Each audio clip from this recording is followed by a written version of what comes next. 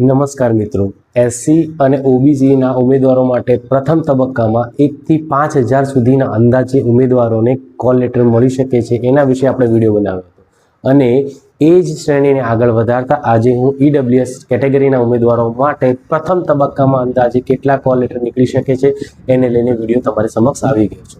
મિત્રો, તમે એસસી અને ઓબીસી વાળા વિડીયોને જે રીતે પ્રેમ આપ્યો છે એ જ રીતે શેર કર્યો છે અને તમારા મિત્રો સુધી પહોંચાડ્યો છે એવો જ પ્રેમ આ ઈડબ્લ્યુએસ વાળા વિડીયોને પણ આપજો। એક નાની પરંતુ ખૂબ જ મહત્વની વાત તમારી સાથે શેર કરવી છે।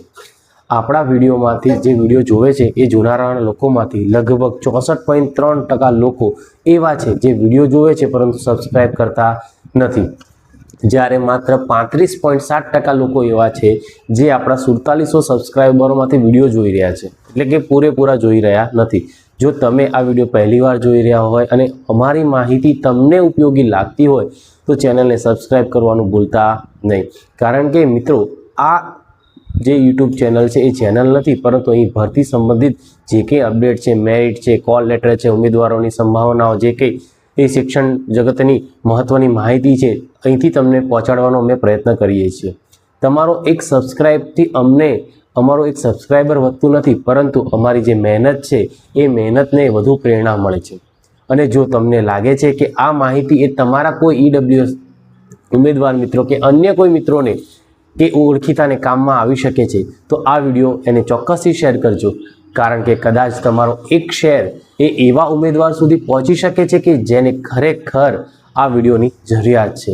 મિત્રો, આ વિડીયોમાં આપણે જે ઈડબ્લ્યુએસના ઉમેદવારો છે એને પ્રથમ તબક્કાની જે કેટલા કોલ લેટરને એમની સંભાવનાઓ કેટલી છે એના આધારે આંકડાનું વિશ્લેષણ આપણે કરવાના છીએ।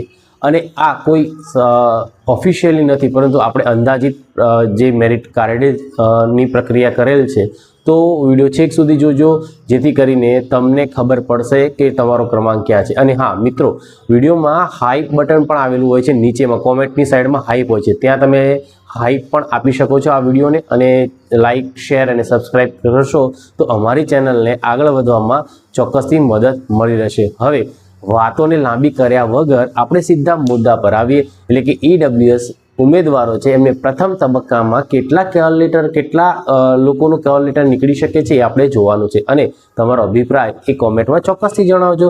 તો આપણે વિડીયોની શરૂઆત કરીએ। મિત્રો, આપણે સ્ક્રીન ઉપર આવી ગયા છીએ અને જેવી રીતે એસસી કેટેગરી અને ઓબીસી કેટેગરી માટે વિડીયો બનાવ્યો હતો એનો એનાલિસિસ લાવ્યા હતા કે અંદાજે જો પહેલા તબક્કામાં 5000 ઉમેદવારોને બોલાવે છે અને ડે બાય ડે કેટલા ઉમેદવારોની અંદર ઈડબ્લ્યુએસ કેટેગરીના ઉમેદવારો કેટલા હશે એનું આપણે એનાલિસિસ લઈને આવ્યા છીએ। તો મિત્રો, વિડીયોની સ્ક્રીન ઉપર આપણે છીએ, તો હવે જોઈએ કે જો પહેલા દિવસે આ જે એનાલિસિસ છે એ એક આપણે પર દિવસ એટલે કે પર ડે 400 કેન્ડિડેટ ગણ્યા છે જૂની ભરતી પ્રમાણે, પણ કદાચ આ ભરતીમાં ઉમેદવારોની સંખ્યા વધારે હોવાથી 500 પણ બોલાવી શકે છે, અથવા તો 400નો રેશિયો જે ચાલે છે એ પ્રમાણે ચાલી શકે છે। તો આપણે 5000 સુધીના ગણ્યા છે। બીજું મારે તમને એ કહેવાનું કે 5000 સુધીમાં ટોટલ જે ઈડબ્લ્યુએસ કેન્ડિડેટ છે એ 1062 કેન્ડિડેટ છે, બરાબર। એટલે 1800 જેવા કેન્ડિડેટ છે, એમાંથી 1062 તો પહેલા તબક્કામાં લાગી જવાના છે, બાકીના 800 કેન્ડિડેટ એ નેક્સ્ટ તબક્કામાં લાગી શકે છે। એટલે કે ઈડબ્લ્યુએસ વાળા ઉમેદવારોને પણ લગભગ કોઈ તકલીફ નહીં પડે એવું આ જોતા લાગે છે। એકાદ 100-200 કદાચ ઉમેદવારો રહી જાય, બાકી ઓલમોસ્ટ બધા ઉમેદવારો આવી જશે। તો પહેલા દિવસની વાત કરીએ તો પહેલા દિવસમાં જે 1 થી 400 ઉમેદવાર બોલાવ્યા છે તમે જોઈ શકો છો, તો એની અંદર 1 થી 400ની અંદર પર એક દિવસની અંદર એટલે કે પર ડે ગણી એવરેજ તો અરાઉન્ડ 70-80 પકડીને ચાલે, 90 છે અમુકમાં, 80 અરાઉન્ડ છે, બરાબર। એટલે કે 70 થી 80ના રેશિયોમાં આપણે ચાલી શકીએ છીએ। હવે વાત કરીએ કે એની અંદર 93 ઉમેદવારો છે, બરાબર, અને એમાં જે લાસ્ટ મેરિટવાળો છે 73.6781 વાળો છે, બરાબર। બીજું તમને ખાસ આ વિડીયોની જે મેઇન વસ્તુ છે એ સમજવા જેવી એ છે કે હું તમને જે કહું છું એ પ્રમાણે જો તમે અહીંયા જોશો કે અહીંયાથી જોજો બધા, બરાબર। આ જે 68%થી જે મેરિટ ચાલુ થાય છે ત્યાં તમે જોઈ શકો છો કે 68.800 68 એટલે કે 68.8310 છે બરાબર। પછી 68 પોઈન્ટ અહીંયા તમે જોઈ શકો છો કે 68 પોઈન્ટ છે 4293 બરાબર। પછી છે 68.0554 છે બરાબર। તો આ 68 વાળામાં જ 1% અંદર તમે જોઈ શકો છો કે 82, 71 અને 96 ઘણા બધા ઉમેદવારો છે। 1% અંદર ગણીએ તો અરાઉન્ડ 82, 71 અને 96 બરાબર। એટલે આપણે એવરેજ 240-250 ઉમેદવારોને આપણે પકડીને ચાલી શકીએ કે એટલા ઉમેદવારો અહીંયા હાલ છે।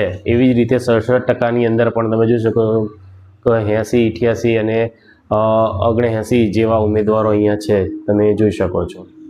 તો આ બધાની અંદર જો કેટેગરીના ઉમેદવારો નીકળ્યા તો કેટેગરીની સીટો ભરાવાના ચાન્સ વધારે છે બરાબર।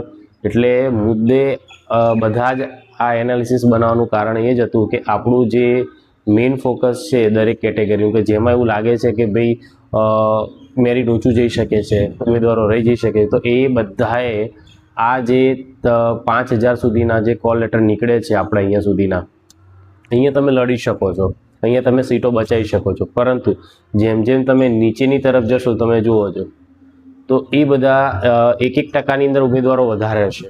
અને એવી કન્ડિશનની અંદર આવા ઉમેદવારો ક્યારે હોઈ શકે કે જ્યારે એ લોકોનો પાસિંગ રેશિયો 82 થી 89 હોય બરાબર।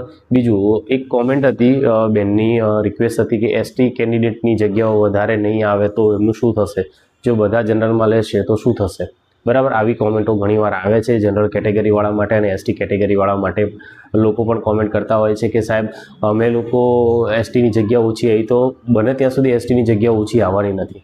એસટીની જે જગ્યાઓ છે કેટલી છે કે 15% પ્રમાણે આવવાની છે અને ખાસી બધી જગ્યાઓ બેકલોગમાં પડી છે અને જૂની જગ્યાઓ ભરાઈ જ નથી, તો ઓછા આવવાના કોઈ ચાન્સ રહેતા નથી બરાબર। ઈડબ્લ્યુએસની પણ જે એની ટકાવારી છે ટકાવારી પૂરેપૂરી 10% અનામત મળવાની છે। એમાં કોઈ કેમ કે રોસ્ટર હમણાં જ એમનું થયું છે એટલે એ સંખ્યાઓ પૂરેપૂરી ભરશે। એટલે જે ઉમેદવારો છે વધારે છે તેમને કેટેગરીમાં લેવડાવવા માટે પ્રયત્ન કરજો, જનરલમાં લેવડાવવા માટે પ્રયત્ન કરજો, કેમ કે કેટેગરીની જો સીટો બચાવી તો જનરલમાં લેવડાવવા પડશે।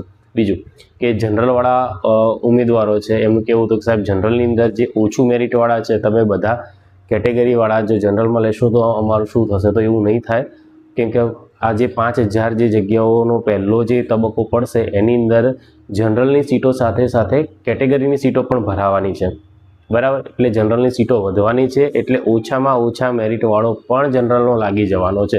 એ તમે પોતે જનરલના હોય કે કોઈ અન્ય કેટેગરીનો હોય અને જનરલને લાયક હોય, ખ્યાલ આવે છે કે કોઈ અન્ય કેટેગરીનો હોય અને જનરલને લાયક છે, એની 33 ઉંમર છે અને 89+ માર્ક્સ છે એટલે 90 છે અથવા 90થી વધારે છે, જો જનરલ અને બહેનો માટે 38 વર્ષ છે, 38 વર્ષ સુધી એ લોકો જનરલમાં લઈ શકે છે। ઇવન એ લોકો એમની મહિલા અનામતનો પણ લાભ લઈ શકશે। એટલે કોઈને કોઈ ચિંતા કરવાની જરૂર નથી। કેટેગરી હાઈ રિસ્ક ઝોન ઉપર તમે બધાએ જોયું છે કે ઓબીસી કેટેગરી છે, ધેન એસસી કેટેગરી છે અને પછી ઈડબ્લ્યુએસ કેટેગરી છે।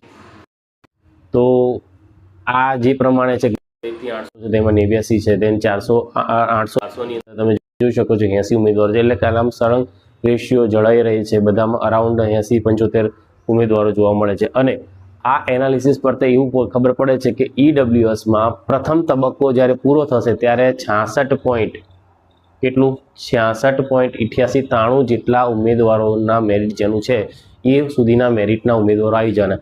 એટલે ઈડબ્લ્યુએસ વાળા ઉમેદવારે હવે કોમેન્ટ ના કરવી કે સાહેબ પ્રથમ તબક્કામાં મારો નંબર આવશે કે નહીં આવતો। પ્રથમ તબક્કાની અંદર જો આપણે 5000ની ભરતી ઉમેદવારો ગણ્યા છે, જો કદાચ 5500 ગણો અથવા તો 4500 ગણો તો આમાંથી થોડો એક ફરક પડી શકે છે બરાબર, 1% બાકી કોઈ ફરક પડશે નહીં। અને બીજું કે ફાઇનલ મેરિટ લિસ્ટ આવશે ત્યારે આખી આ સિચ્યુએશન અલગ હશે, ત્યારે હું નવો વિડીયો બનાવીશ અને નવો વિડીયો તમારી સમક્ષ લઈને આવીશ। કેમ કે અત્યારે હાલ આપણે જે વિડીયો બનાવી રહ્યા છે એ તદ્દન પાયાવિહોણો કહી શકાય, પરંતુ આપણે જે જૂની આપણી અનામતની ટકાવારી છે એ ટકાવારી પ્રમાણે જગ્યાઓ આટલી આવશે તો આટલું આવું થઈ શકે છે એ પ્રમાણે આપણે ચાલી રહ્યા છે।